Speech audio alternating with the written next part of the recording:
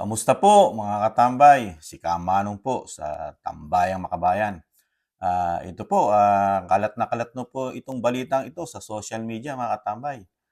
Tungkol po dito sa ating First Lady mga katambay at sinabi na, you know, binabatikos at nagdedeklara yata ng giyera. Sabi nila, di umano, sa Vice President ang First Lady mga katambay. Pakinggan po natin itong ating mga makabayan na vloggers at komentuhan po natin mga katambay. Pakinggan po natin.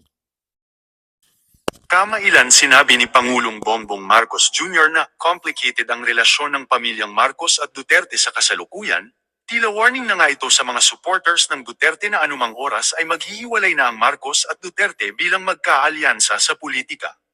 Subalit ngayon nga ay parang nagdeklara na ng giyera si First Lady Liza Marcos laban sa Duterte at kay VP Sara Duterte na bad shot ito sa kanya dahil daw sa pagtawag sa kanyang asawang Pangulo na bangag.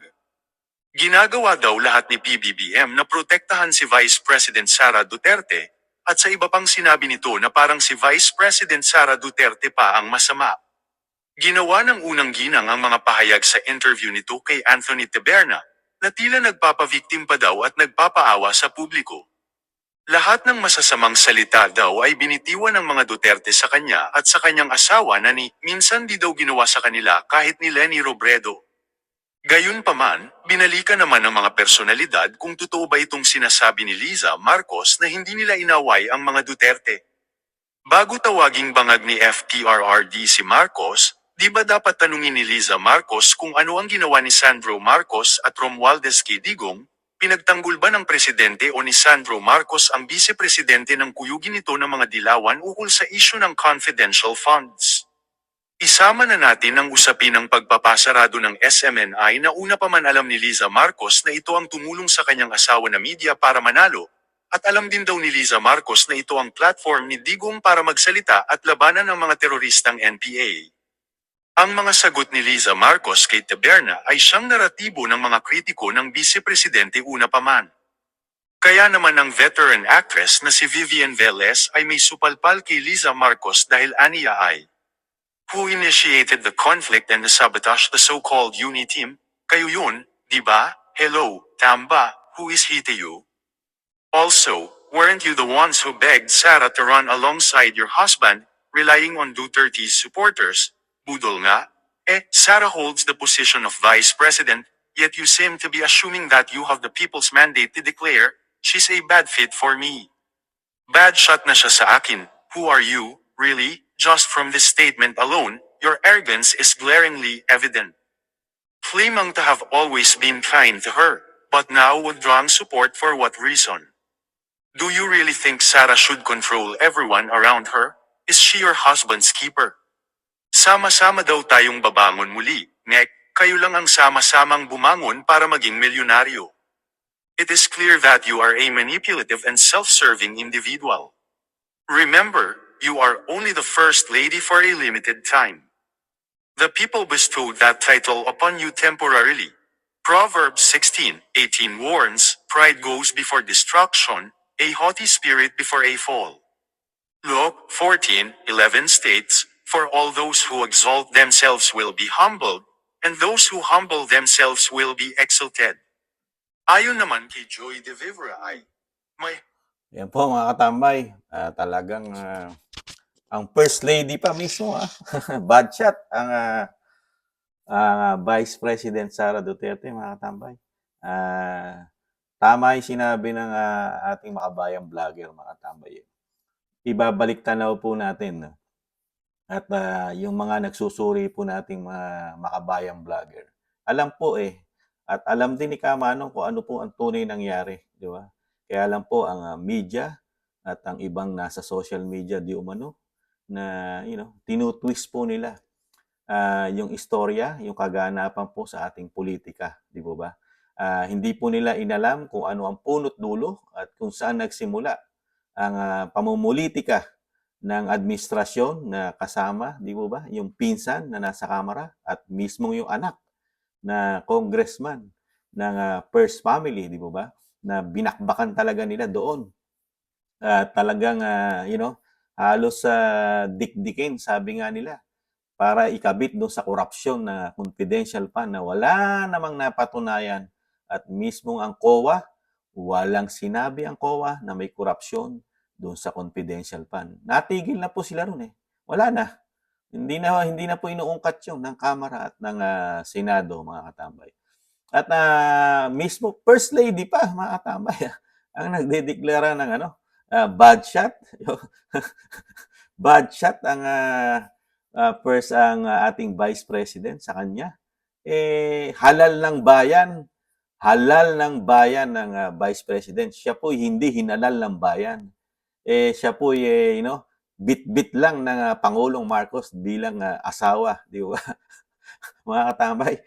Kaya lang po siya nagkaroon ng, sinasabing, titulo na First Lady dahil sa kanyang asawa na, Pangulo ng Pilipinas, 'di ba?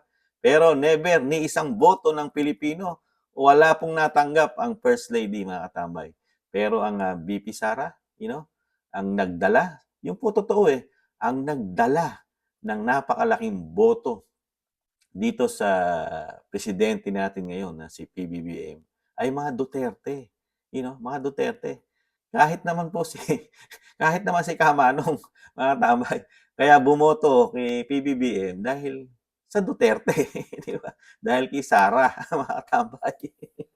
Dahil nakita ni Kamanong yung pagiging makabayan, ni Pangulong Duterte, pagmamahal sa bayan, inuuna ang problema ng bayan at ang mga mahihirap, lagi niya sinusolusyunan ang problema ng mahirap, 'di ba? Never, never, never, naging 60 o 70 pesos ang, kilo ng bigas sa panahon ni dating Pangulong Duterte. Alam po ninyo 'yan. Alam po natin 'yan, mga Pilipino. Nagbubulag-bulagan lang po tayo. Never tumaas ng ganyan ang ating bilihin ng 6 na taon sa panunungkulan ni dating Pangulong Duterte.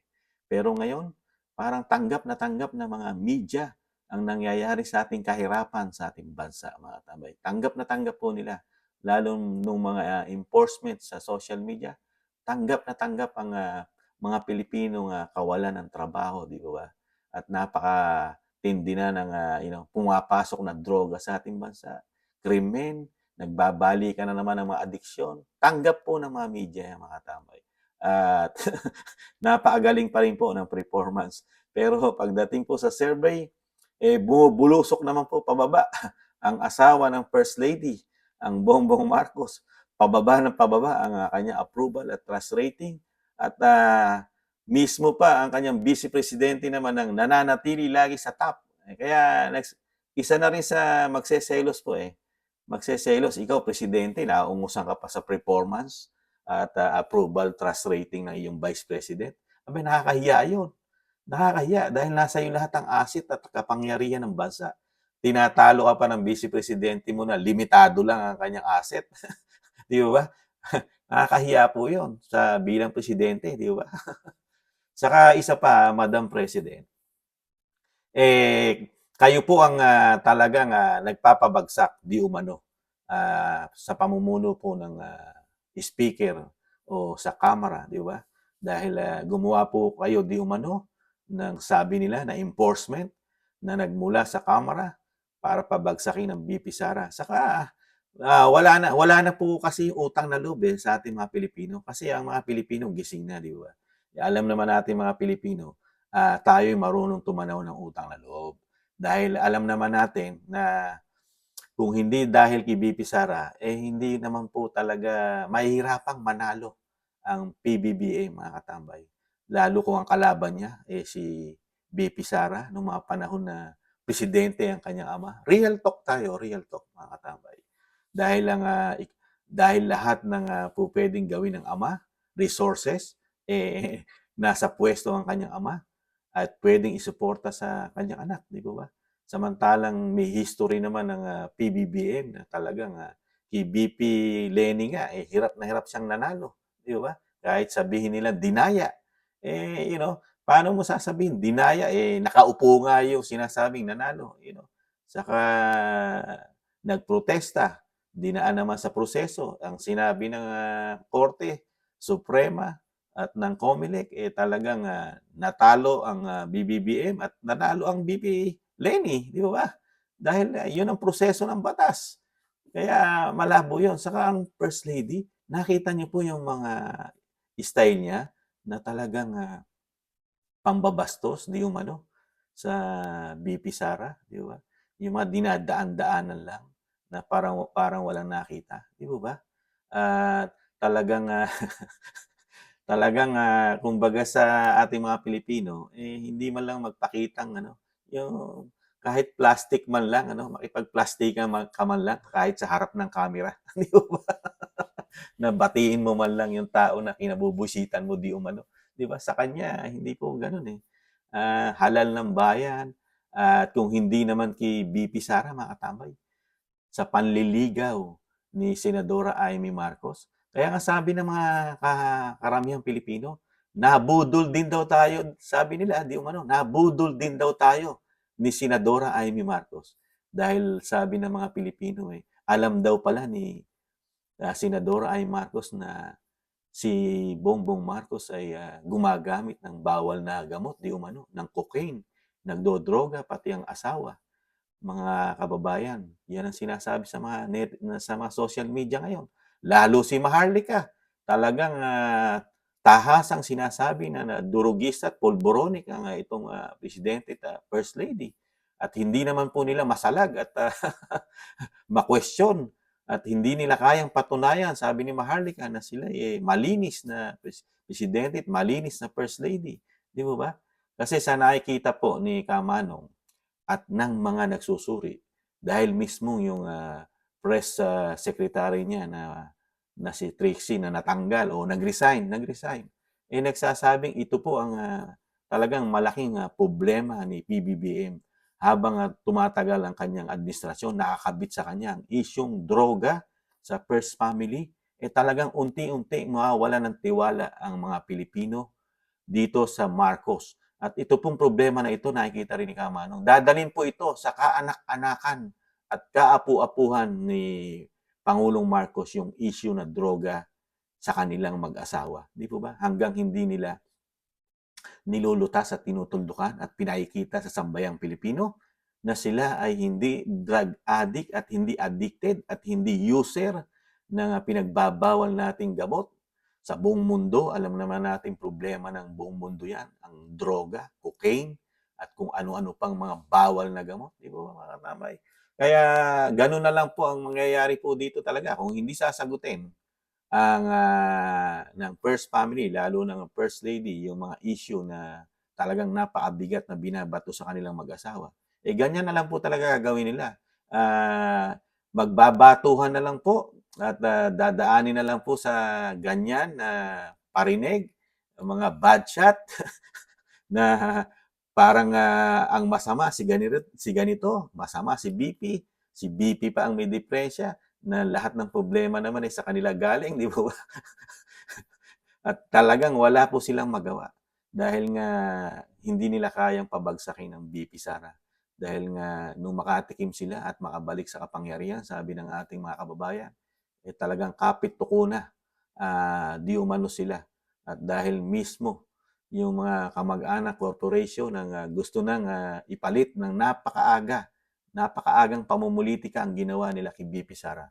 Kaya hindi natin masisisi ang Pangulong Duterte na sumagot bilang ama ng Vice President na binabakbakan ng anak mo sa confidential pa na wala namang korupsyon, talagang paninira at politika, eh sila ang nabalikan. Nagkabaliktad, yung sinisiraan mo na vice presidente para bumaho o bumagsak ang karir sa politika, nagkabaliktad po. Lahat po ng naninira, sila pong bumagsak.